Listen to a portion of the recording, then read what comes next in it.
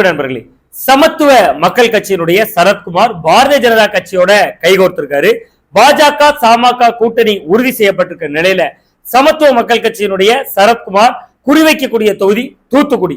இதே தூத்துக்குடியில தான் திராவிட முன்னேற்ற கழகத்தினுடைய சார்பில் மறுபடியும் சிட்டிங் எம்பியா இருக்கக்கூடிய கனிமொழி அவர்கள் போட்டியிட இருக்காங்க. கனிமொழி வெர்சஸ் சரத்குமார் அப்படின்னு மாறி இருக்கக்கூடிய இந்த களம் தூத்துக்குடியில எப்படி இருக்க போகுது அப்படிங்கறத பத்தி தான் இன்னைக்கு நம்ம இந்த வீடியோல பேச போறோம். வாங்க நம்ம வீடியோக்குள்ளே போயிடலாம். தூத்துக்குடியை பொறுத்த வரைக்கும் கடந்த 5 ஆண்டுகளா அங்க சிட்டிங் எம்பியா இருந்துட்டு இருக்கிறவங்க கனிமொழி முதல்ல தூத்துக்குடி தொகுதியை தேர்ந்தெடுத்து நின்னதுக்கான காரணமே ரொம்ப சுவாரஸ்யமானது. கனிமொழி அவர்களுடைய அம்மா நாடார் சமூகத்தை சேர்ந்தவங்க.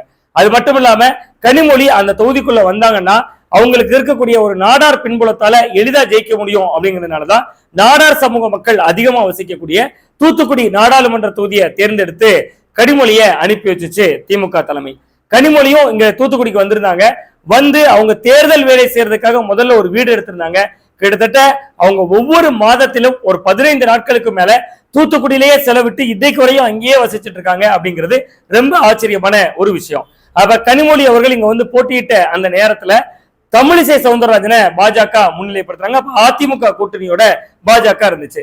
தமிழிசை சவுந்தரராஜன் தமிழக பாஜகவினுடைய தலைவர் அப்படிங்கக்கூடிய அடையாளத்தை எல்லாம் தாண்டி கனிமொழி நாடார் சமூக வாக்குகளை நம்பிதான் களத்துல அடிக்கிறாங்க.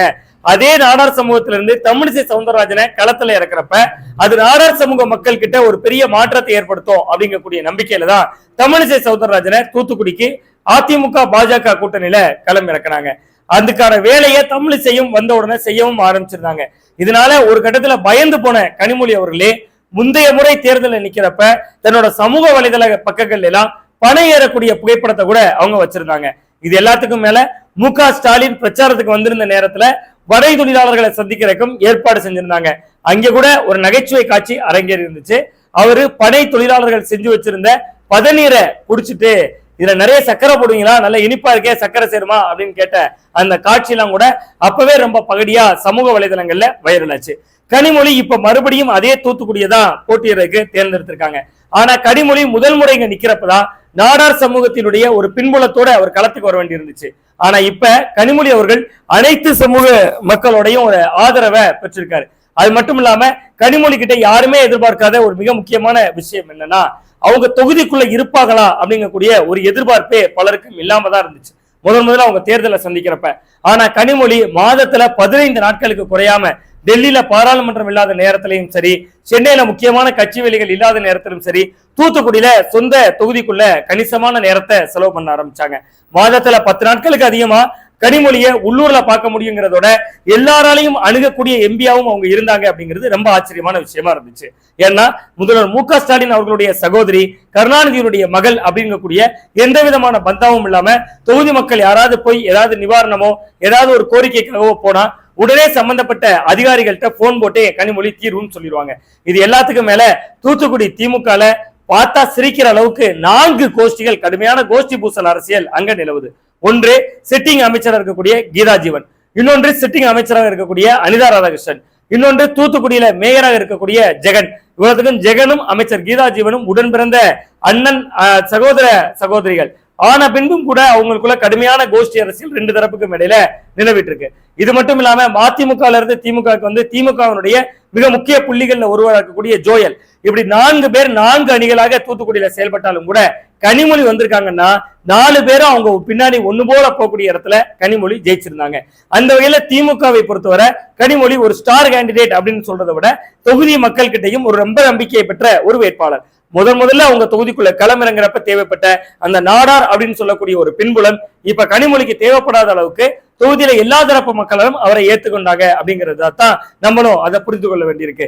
இந்நிலையில தான் மீண்டும் அதை நாடார் கோஷத்தை வலு சேர்க்கிற விதமா கடந்த முறை தமிழிசை சவுந்தரராஜனை கொண்டு வந்த மாதிரி இந்த முறை சரத்குமாரை கனிமொழிக்கு எதிராக நிறுத்துறதுக்காக காய் நகர்த்தல தொடங்கி இருக்கு பாஜக. சரத்குமார் இதுல ரொம்ப சாட்டிஸ்பைடா இருக்காரா, அவர் உண்மையிலே விரும்புறாரா அப்படின்னா சரத்குமார் முதல்ல நிக்கிறதுக்கு தேர்ந்தெடுத்த தொகுதி திருநெல்வேலி தான். ஆனா திருநெல்வேலியில நயினார் நாகேந்திரன் ஏற்கனவே பணிகளை ஆரம்பிச்சிட்டாரு. சிட்டிங் எம்எல்ஏவா இருக்கக்கூடிய நயினார் நாகேந்திரன் திருநெல்வேலி தொகுதியை குறிவச்சு அவரே தனக்கு ஒரு காரியாலயமும் திறந்துகிட்டாரு. அதுவும் அவருடைய சொந்த ஹோட்டலான நயினார் ஹோட்டல்லையே கீழ்த்தளத்துல அவர் அந்த காரியாலயத்தையும் திறந்துட்டாரு.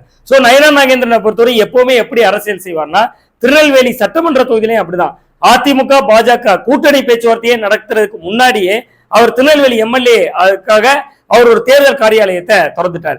இப்பவும் அதே மாதிரி எம்பிக்கு திறந்துட்டார். இந்த நிலையில தான் சரத்குமாருடைய கவனம் தூத்துக்குடி நோக்கி போயிருக்கு. தூத்துக்குடி நாடாளுமன்ற தொகுதியிலையும் கணிசமான அளவுக்கு நாடார் சமூக வாக்குகள் இருக்கிறதும் சரத்குமார் களமிறங்கினா சமத்துவ மக்கள் கட்சியினுடைய வாக்குகளை தாண்டி பாஜகவினுடைய வாக்குகள், அதுபோக அவர் நாடார் அப்படிங்கக்கூடிய ஒரு போர்வையில விழக்கூடிய வாக்குகள், இதெல்லாம் தாண்டி நடிகர் அப்படின்னு இருக்கக்கூடிய ஒரு வசீகரம், இதெல்லாம் கை கொடுக்கும் அப்படின்னு நினைக்கிறாங்க. இதுக்குள்ள இன்னொரு கணக்கு கூட சாமக்கால சொல்லப்படுது. சரத்குமார் தூத்துக்குடியில நிக்கிறத விட ராதிகா சரத்குமாரை நிறுத்தி ஒரு பெண்ணை எதிர்க்க வைக்கிறது தான் சரத்குமாருடைய நோக்கமா இருக்கும் அப்படின்னு சொல்லப்படுது. அப்படி ராதிகா சரத்குமார் நின்னாங்கன்னா அவங்க நாயக்கர் சமூகத்தை சேர்ந்தவங்க. தூத்துக்குடி மாவட்டத்துல கணிசமான அளவுக்கு, ரொம்ப பெரிய அளவுக்கு இல்லாட்டா கூட வெற்றி தோல்வியை நிர்ணயிக்கிற அளவுக்கு ஒரு கணிசமான பரப்புல நாயக்கர் சமூக மக்களும் இருக்காங்க. சோ அதை குறிவைத்து ராதிகா சரத்குமாரை கூட களமிறக்கினாலும் ஆச்சரியப்படுறதுக்கு இல்ல அப்படின்னு சொல்லப்படுது. எது எப்படியா இருந்தாலும் கனிமொழி இந்த தொகுதிக்குள்ள ஒரு மோனோபோலின்னு சொல்ற அளவுக்கு ஒரு ரொம்ப நல்ல பெயரை தொகுதி மக்கள் கிட்டையும் கோஷ்டி அரசியலை கடந்து திமுகவினர் மத்தியிலையும் இடம்பெற்றுட்டாங்க.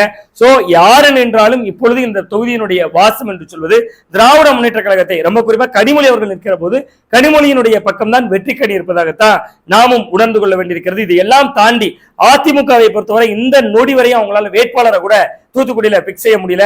ஏன்னா கனிமொழி உள்ளூர்ல இருப்பாங்க, உள்ளூர் பாலிடிக்ஸ் பண்ணுவாங்கன்னு அதிமுகவே நினைச்சு பார்க்கல அப்படிங்கறதா தான் நம்ம அதை புரிந்து கொள்ள வேண்டியிருக்கு. இப்பவும் அதிமுக முதல்ல சரத்குமார்ட்டையும் பெருந்தலைவர் மக்கள் கட்சியினுடைய என்ஆர் தனபாலன்ட்டையும் பேசிட்டு இருந்தாங்க. இதுல சரத்குமார் பாஜக பக்கம் நகர்ந்திருக்காரு. சோ அதிமுகவுடைய குறிங்கிறது என்ஆர் தனபாலன் மீதும் ஒரு சில அதிமுக நிர்வாகிகள் மீதும் இருக்கு. வழக்கமா சீட் ரேஸ்னா சீதா செல்லப்பாண்டியன் கோஷ்டியினரும் சண்முகநாதன் கோஷ்டியினரும் மாத்தி சட்டையை பிடிச்சுக்கிற அளவுக்கு கோஷ்டி பாலிடிக்ஸ் பண்ணி சீட்டு எனக்கு தான் உனக்கு தான் பாங்க. இந்த முறை தூத்துக்குடியில ஐயோ சீட்டு நமக்கு தந்துடக்கூடாதுன்னு அதிமுக பதறதையும் பார்க்க முடியுது. கனிமொழியை பொறுத்தவரை இப்பொழுது வெற்றிக்கணியின் பக்கத்துல இருக்கிறதையும் நம்மளால உணர முடியுது. அதே நேரத்துல எல்லாம் தாண்டி நடிகர் அப்படின்னு சொல்லக்கூடிய ஒரு பிம்பம், பாஜகவினுடைய தேர்தல் அஸ்திரம் ஆகியவற்றால் சரத்குமார் களத்தில் சமபலத்தோடு நிற்பாரா, உண்மையிலேயே தூத்துக்குடியை தான் சரத்குமார் நிற்கவே போகிறாரா என்பதையெல்லாம் இனிவரும் நாட்கள் மிக முக்கியமானவை. அதுல நமக்கு தெரிஞ்சிடும். மீண்டும் ஒரு நல்ல காணொலியில் உங்களை சந்திக்கின்றேன். நான் உங்கள் சுவாமிநாதன், ஊடகவியலாளர்.